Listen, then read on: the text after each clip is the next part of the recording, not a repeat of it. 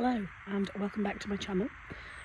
For those of you that are new here, my name is Laura, and originally when I set up this channel my plan was to document my weight loss journey, but I've come to realise that getting healthy is about so much more than just my weight loss. There's so many aspects of my life that I need to change, and I need to add things and improve things to make it healthy. So this is all the things I'm doing to improve my health and get myself in a better, healthier position. And today I'm really excited because my new hobby is what I'm going to share with you. So I have had my name on a waiting list for an allotment for 2 years, and I was not expecting to hear anything until at least next year. And then I got an email at the end of February telling me that there was one plot left and did I want it, and I jumped at the chance. So this is one of the things I'm going to do. You know, obviously fresh fruit and veg is so important for healthy eating, but also growing it myself is something I've wanted to do for such a long time. I had a really small little area in my back garden that I grew it in last year, and I'm still going to use that. But I'm so excited to have such a big space dedicated just to growing healthy fruit and vegetables for me and my family. We're all getting involved. It's not just me, it's a big family effort. My husband and my 2 children, and just getting out here, looking after it, digging it, sorting everything out, that's all part of being outdoors and being in a healthy lifestyle. And then getting to enjoy the fruit of those labours when it's really healthy is also part of that. So yeah, this is episode 1 of my allotment journey. I'm a novice, but I'm excited, so excited. So I guess I'd better show you my allotment. So I'll start with this panned out view. Sitting here at the back, I've got the shed behind me. I'll show you that in a minute, but this is what it looks like. We've done a few bits. I'll pop a couple of a couple of pictures in to show what it looked like when we got it, because there was none of this bit here we've done, and the compost heap looked a little bit different. It was rotting, and there was just this big pile of rubbish, and none of this stuff was here. So we've done a few things in the few weeks that we've had it. We've got a lot more to do, but yeah, this is the blank canvas that we're starting with. So to start off with, very usefully, it's come with a shed. The guy who showed us around said it was quite old, but it actually seems to be in really pretty decent condition. It is absolutely a mess. I need to get sorting it out, but I'm really happy to have a shed, which is nice. This section here is just like a little walkway towards, off the shed we've got a water butt, so that's really useful to be able to get water directly. There is obviously water on the site as well, but it's nice to be able to collect some rainwater and have that. This tree is apparently a self-seeded local one that we probably want to get rid of because it's not actually going to do us any favours. This area, I was trying to cover it over to try and kill some of the weeds, but then we had a really high winds and it clearly does not work. So I probably need to sort that out. I think it's going to be obviously prime growing area. So, but I'm going to do like a little path at the very end. A lot of this wood is rotten, so we're digging it out. You can see here we've had to like get rid of loads of it. So down this side we've not really got much going on right now. There's this is where there was just a pile of rubbish. So it's pretty just flattened out and needs dealing with at the moment. There's a lot of weeds still in the little path area. The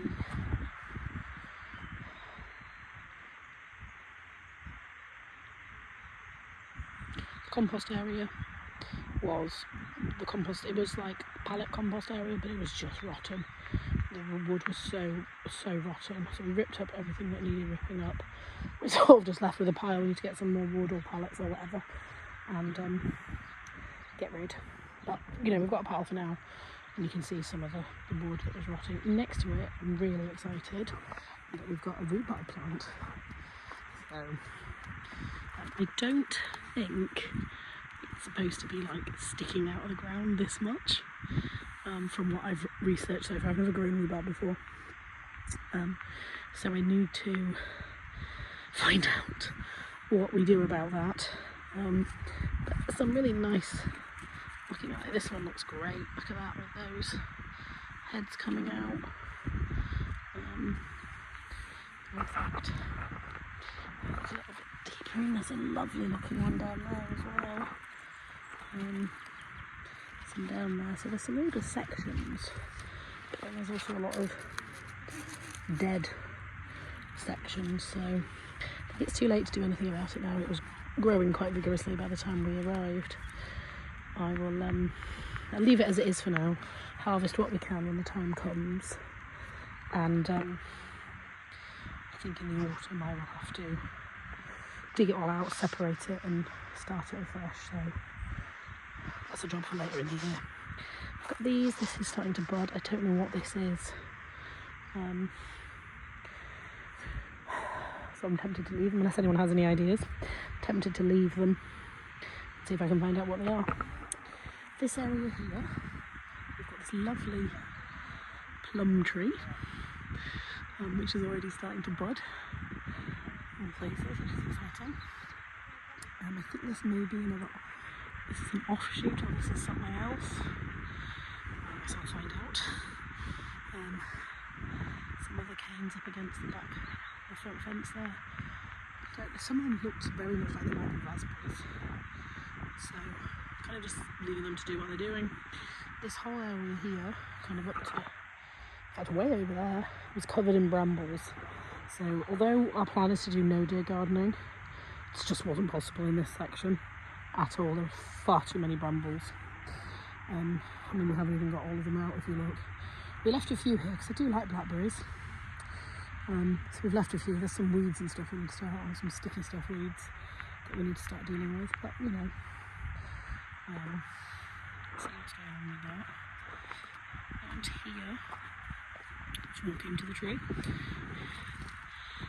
some more weeds and things that we need to deal with, and potentially other things. I'm just sort of leaving it to grow and finding out what it is, to be honest.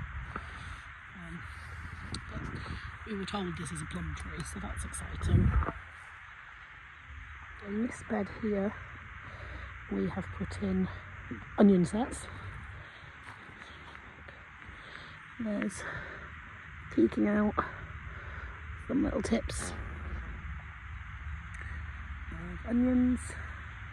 My kids helped me plant them. So I don't know why I did them this direction and not the other direction, but yeah, anyway, hopefully I can start getting some nice green heads on them soon. They've only been in for about a week and a half, so I'm going to give it a bit of a water. Across the middle, right down the middle, I did some radishes and some parsnips as well. So I think it's parsnips first, then radishes. Not all those coming up yet, but I know parsnips can take ages to germinate. My ones last year took ages to germinate. You can see here we've had to pull out the rotten wood. We're going to get some new bits of wood to line the path, and separate the wood chip paths that we're putting in. And I've got these wood stakes that I will put up around the other beds just to make it clear where they are. We don't really have the time or the funds to be putting loads of wood in and loads of raised beds. But that'll do. This weekend just gone, we put in our first early potatoes there at the back.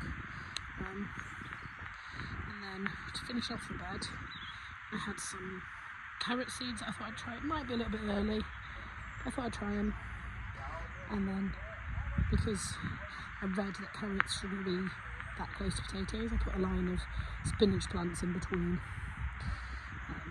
Neither of them will be bothered by that. You can see just how kind of bumpy some of the land is that we need to deal with. But from this area onwards, the plan is to do no dig. So I'm gathering bits of cardboard as I go, and just building the beds as we can. I've got lots of seeds at home that I've started. I'm planning on putting a polytunnel in this area. Obviously we massively need to deal with this weed section. This is pretty awful. What we're dealing with here. Lots of bits sticking up and some brambles and things. So we obviously need to deal with that. So that's our allotment. I'm so excited. I'm going to keep doing these little video clips. Like I said, this channel is changing from my original inception. I know I haven't posted anything for ages. Life is the answer. I'm not a YouTuber. This is just somewhere for me to document things. I'd love it if you've not subscribed, for you to subscribe and keep up. That'd be so fun for me. But I do want to post more regularly. I want to get on top of things. I think I just realised that just doing it about my weight loss was not enough. Weight loss is super important, and I will be doing an update. I've now been on Mounjaro for 6 months, and I've been on Sewing World for just over 2 months, and I've had some really great success. I'm really pleased with where I'm at, so I will do an update about that. But I'm struggling to think of things to do, like day-to-day life. It's just not. I'm just sort of ploughing on. I'm like, yeah, I've only just started my weight loss, really started my weight loss journey.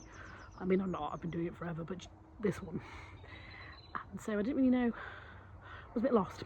And I thought, you know what, actually I don't want my channel to be just about that. I want it to be about everything that I'm doing to slow down, live simpler, live happier, live healthier. And that's not just eating, that's getting out in the fresh air, that's doing things that are good for my mental health, doing things that are good for my physical health, doing things that make me happy. So all the good stuff. So I just thought, you know what, I'm changing it. I'm making it about everything that is great. So yeah, if that interests you, please do hit subscribe and follow along on my journey.